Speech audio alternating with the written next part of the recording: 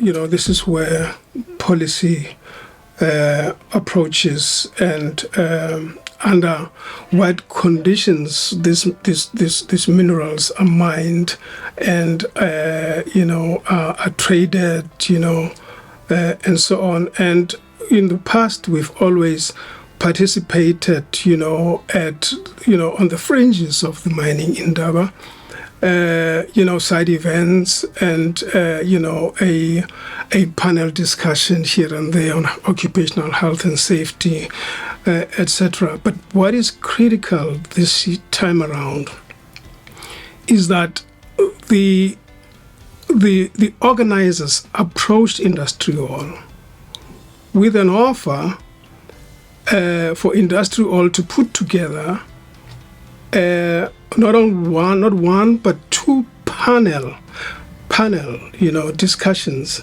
on any theme determined by IndustriALL, and that would be moderated by IndustriALL, and at the main auditorium, of the industry, of the mining indaba, and this hopefully will attract, a diverse audience, that would for the first time listen to the worker voices in conversation with each other on very important issues facing the industry.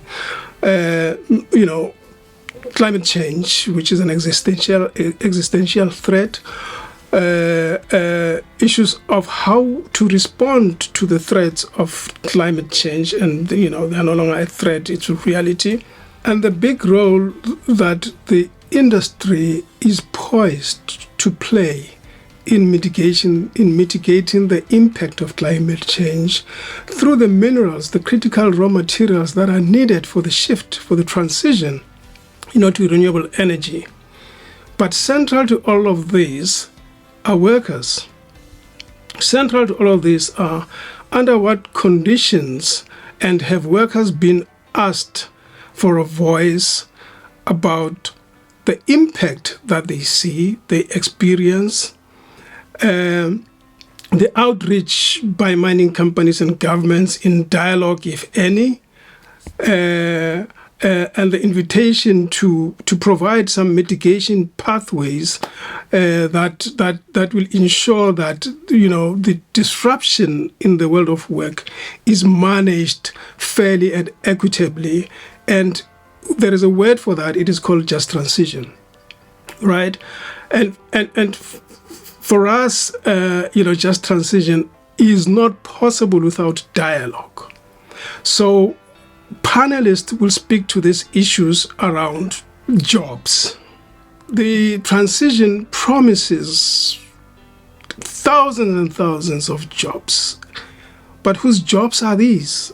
Are these the jobs that would be meant by mine workers who have been dislocated from the coal industry? And these are the questions about job security, questions about upskilling and reskilling, questions about the gender impact, in the workplace, right?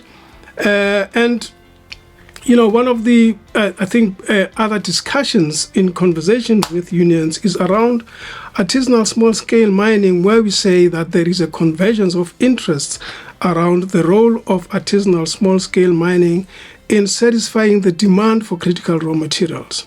So artisanal small-scale miners are no longer on the fringe.